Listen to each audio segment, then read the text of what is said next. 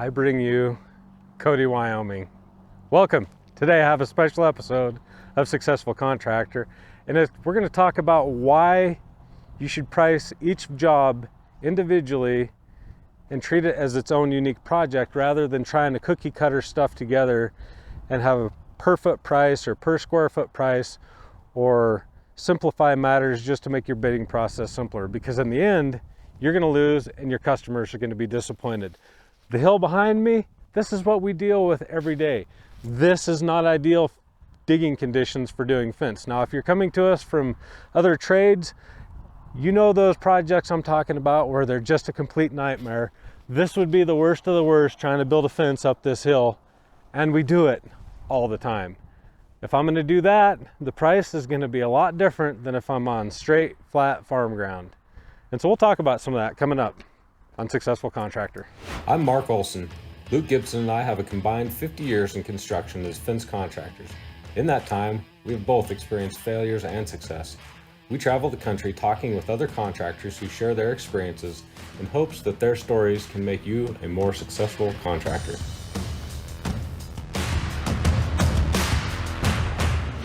The fence behind me is probably the most ideal conditions that we could ask for on a fence project. And I'll talk about some of the things of what made this the ideal fence.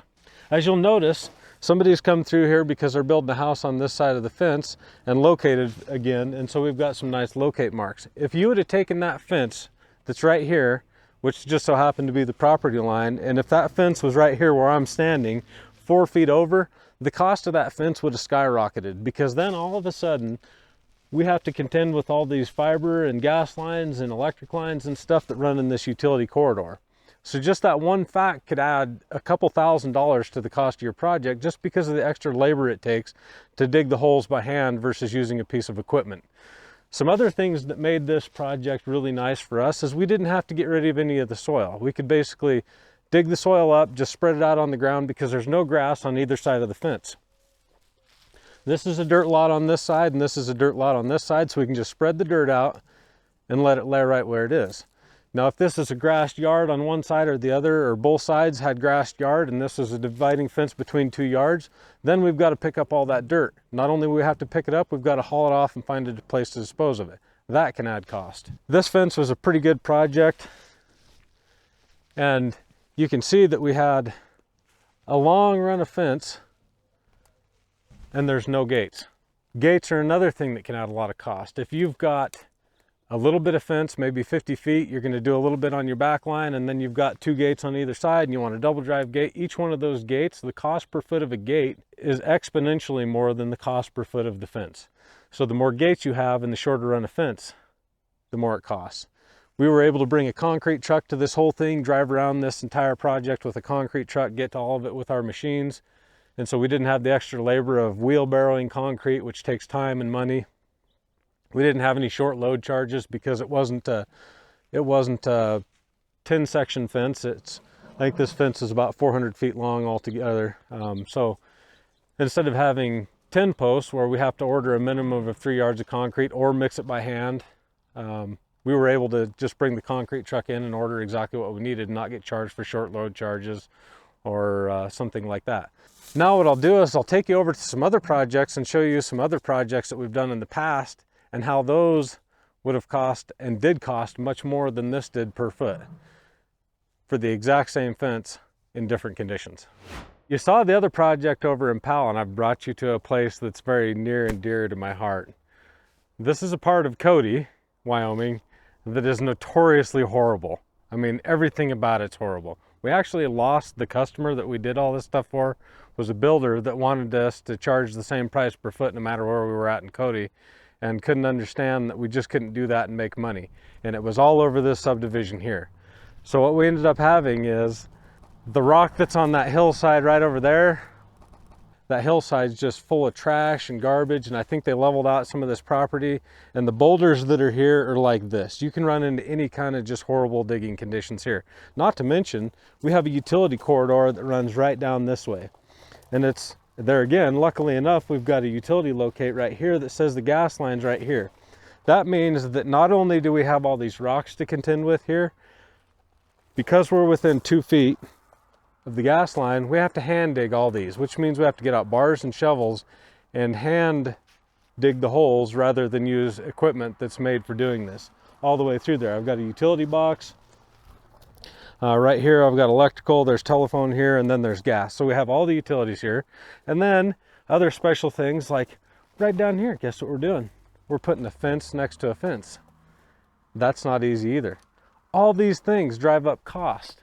The size of this yard, I'm gonna guess this yard's probably got a 200-foot fence. And I see 1, 2, so there's gonna be at least 3 gates on it. All that stuff drives up cost. So this is almost the exact other end of the spectrum from the project we looked at in Powell. And when somebody calls up and they say, I want a fence, can you give me a price? If I was going to price everything like it was over on that project in Powell, I would lose money on every single one of those. That's why we bid every single job specific to what it is. No two projects are the same. Every project's got its own unique conditions, and it's important to remember that. And this is just a really good example of that. Both are 6-foot solid white vinyl privacy fence, same material, same everything, but 2 completely different costs. That's why we call pricing by the foot the socialism of the fence world, because no 2 projects are the same, and somebody's going to get a great deal and somebody's going to get hosed. And usually, even if you go on the average price, I'd be lucky if I broke even. And that's why we don't charge by the foot. You ready for story time? Story time. So what you're looking at right here is some guardrail, and we did the fence as well. So 2 young, naive contractors back in about 2003 got called by the local concrete company who was doing some construction at the time, and they wanted somebody to come do the fence for them. And so we just willy-nilly, I'd let the cat out of the bag. Yeah, it was me. Anyhow, so we bid this job, kind of sight unseen, not really knowing what we were getting into, just kind of lobbed a number out there. We're like, that sounds like a lot of money, that'll be good. We'll go get that job. And let me tell you what a pain this was. So we ended up digging all these holes, which, I mean, look at the hillside over there and the rock, and the whole area is just covered in trash. I mean, it's nothing but rock and a little bit of sand. There's no dirt at all.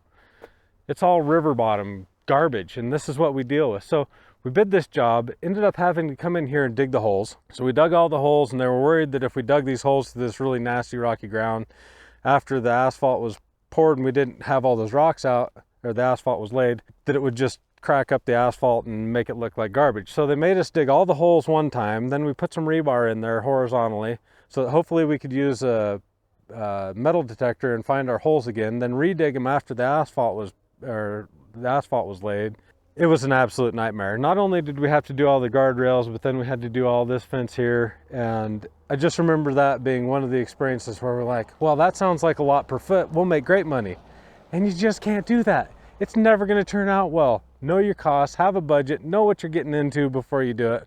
Or you're going to end up on something like this where it's nothing but a complete nightmare and you'd have wished you never bid the project. I guarantee you, I don't know. We were so bad at construction back then and knowing our numbers that we probably didn't have job costing. But if we'd been able to look at a profit and loss on this project, I guarantee you we lost thousands of dollars and basically paid them for the joy of fighting these horrible conditions. So let that be a lesson to you. Every project is its own project. Know going into it what the budget needs to be and have a budget. This is not like the next project that I'm going to do for guardrail that's somewhere over here. I could move this project 2 miles that way and it would be great. But right here, this is special. And that's what you run into. We'll run into parts of a yard where part of the yard will be nothing but dirt, but then the other part of the yard will be nothing but rock. So that's up to us as contractors, as we kind of know where the good areas and the bad areas are, and we're bidding that into the process. What we don't want to do exactly that thing where we're trying to hit the customer and make them responsible for all those things that we should know as a contractor. We don't have rock clauses, we don't have hand digging clauses, we don't have hard digging clauses, we don't have utility clauses, we don't have any of those clauses. I've heard of people doing dog crap clauses, like if we come to your yard and we accidentally step in a pile of dog crap, then we're going to charge you for that too. That's ridiculous. That's not what our customers are looking for. They're looking for us to be professionals and know the cost going in so that when they get to the end of their project, they get a bill for exactly what they expected because we did our job. And that is what I challenge you to do. I'm here with Scott Shoopman, Smooth Edge Custom Cabinets and Fine Home Building in Powell, Wyoming, and he's going to talk to us a little bit about what goes into home building and why home builders don't like to price things by the square foot, because there's a lot of costs that sometimes we don't think about that go into things, and each project is unique. So this is one of the houses you guys have been working on, and you guys have done a whole bunch of the houses in this neighborhood, the one next door, just about all these houses. All of them. We've done them all. And I'm sure that there's some that are the same square footage or very close to the same square footage, Yes. but the price is not the same. Correct. Why? What we do is we can start off with a base price. Obviously, when you're pricing stuff, all customers want some sort of pricing that they can start with. So you can start with a base square footage price. And once you start with that base square footage price, you start with basic items. So, you know, that's going to include your basic house. From there, what's going to happen is that you're going to have a customer that says, well, I want quartz countertops. And quartz countertops are going to be an addition, so it's going to cost more money. You're going to have a customer that comes in, for instance, this home next door, it has humidifiers built into the furnaces of the house. So therefore, that's an additional cost. That house that's unique because it has a built-in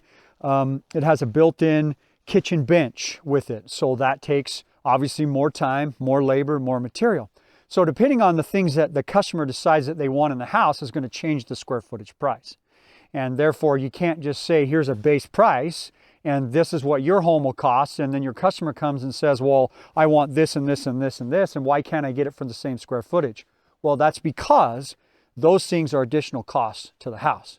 So you can't just give it a square footage price. You can start with the base price to give your customer a feel for what your base price is for your houses.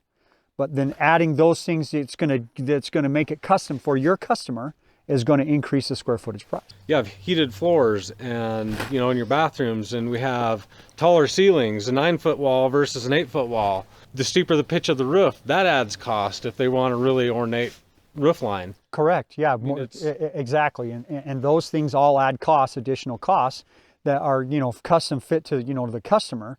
But they can't just be a baseline price, because all of those things are additional costs to me, which are things that the customer's wanting as a custom price. So therefore, as a custom price, you know, the custom things require a custom price. But Scott, I just want to know how much my house is going to cost. Just give me a price per square foot. Shoot it to me over the phone and we'll get started tomorrow. It doesn't work like that. It doesn't work like that. So That's the way silly. That's correct. And the way that we work is that what we try to do is we try to bring our customers in-house, into our showroom, and we try to march them through all of those things from start to finish. So we start at the base of the house.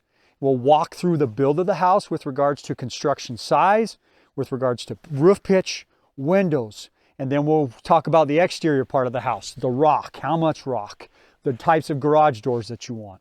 And then we're going to go to the interior and we're going to talk about cabinets and countertop and flooring. Are we going to put a fireplace in? Do you want heated floors? All of those things. And what we're going to do then from there is we're going to develop a price based on what the customer has picked. So once those things are done, then we create a price. And then you can take that and then you can say, okay, here's the square footage of the home.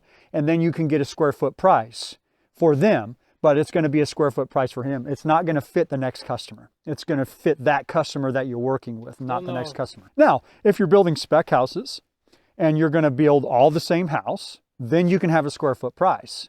And oftentimes there are builders that do that. They have a model home that you walk into, and that model home says, this is the price for this exact, you know, this is exactly what it is. They're going to build 12 of them. Exactly. And if you do it the exact same, and that's the same with fence. If you're going to do the exact same fence, the exact same way, the exact same 12 times, then it's going to be the exact same price. If you change terrain, for instance, if we're digging a foundation and we're digging in, you know, we're going to be in the sandstone. We know it's going to cost more money to dig the foundation. If we've got to bring electrical 6,000 feet, we know it's going to cost more money. And you're a big numbers guy, so you want to know your numbers. So it would not be a good idea for you to just say, hey, we're just going to start building houses. You know, our average house last year cost us $145 a square foot. So that's just what we're going to build them for all this year. How much trouble would that cause you? It's a lot of trouble, because you're right, I am a big numbers guy. And my numbers, I know, are going to change from time to time to time. Now, I've got a database that I can take all of the things that I've done and I can look and I can say, okay, well, here's a house that's similar and we can start from that. but because today's prices are different for material than what they were a year ago, I understand the reason for streamline. The streamline purpose is to save you time, correct? That's the purpose of I think streamline. that's what everybody's trying to do, is they're just trying to say, well, I need to put somebody out in the field to do all my estimates, and I need to get my estimates done as fast and as cheap as possible with the littlest amount of talent. But the problem is, like, you do a lot of houses in Burlington or something like that, 30 miles away. Just that adds cost. Yes, it does, to, you know, to travel, absolutely. So you can't, no matter what, it doesn't matter in any kind of building trade. I don't see how you can streamline, you know, and tailor it to individual, to, you know, to streamline it, that this is the cost, you know, per linear foot, per square foot, per whatever. I don't see how you can do that, because of the way that the market changes. Each individual circumstances change, you know, in the trades so often. So if you're doing that and you're trying to sell things by the square foot or the linear foot or whatever, if you're doing that, chances are you're leaving money on the table. Sometimes you might be making a ton of money, and other times you might be losing a ton. You can't swing from one extreme to the other. Each project needs to be profitable.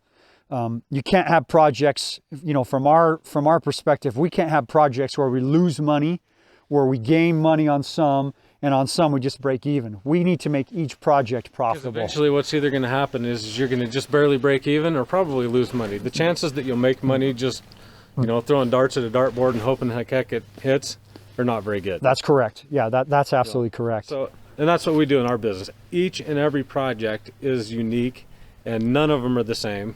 They've all got different circumstances, and we bid each one for exactly what it is, which is why we do things like site visits. We'll often get jobs over other contractors because we're exact price, and sometimes we lose a job to a contractor, but oftentimes I hear those customers come back and say that they you know, the contractor gave them X price, but at the end of the project they billed them this much more money because it costs that much more. So they weren't even close, you know, so it would cost them, even though our price might have seemed higher at the time, it really wasn't higher by the time the other contractor, because the contractor was streamlining a price for a square foot, but at the end of the project they billed them for the other things. And then when it came, you know, when that project was done, then our customers have seen where it's cost them more money than what we originally That bid. usually doesn't end up with a happy customer. No, right? it's not a happy customer. We've seen that too, that some of these guys, and I think that's a big problem, is they'll say, well, we'll do it for X amount per foot, but then if we hit rock, then that's going to be more, or if we hit sprinklers, or if we have to hand dig any holes. And customers hate that. No customer, when they talk to a contractor, they want to get a really good feel for that, because that might be all their budget. They don't want to get to the end of the project and find out they owe 20% more than they had ever budgeted for, and then now they've got to go beg their bank or put it on their credit card or do something else. We feel like it's our job to help them through that, and so that when they get a bid from us, that's the price. Unless they change something, that's a price. That's right. I should know the conditions in the ground. I should know that Correct. there's a utility box right there, so there's a good chance I'm going to have utilities down that whole line. We never ever have handed somebody a bill for something that we should have been able to tell. That's correct. And that's your job as a contractor. Your job as a contractor is to help the customer eliminate all of those other aspects, because your job is to specifically navigate through each one of those individual items with regards to what your trade is. So, you know, my trade is building houses.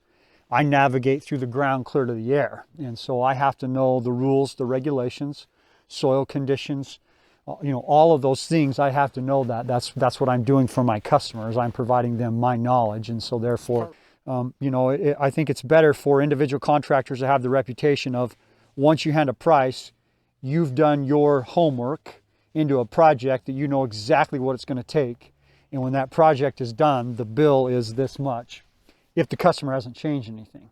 Well, swell. Hey, Okay. I appreciate you taking some time to You're talk welcome. to us about that, because Thank I think this is something we see in the construction industry a lot, where people are just trying to just lob a number out. I just want to have a number that I can always use, and it's always good. It's a dangerous game. Until next time, you have a good dang day. Signing out.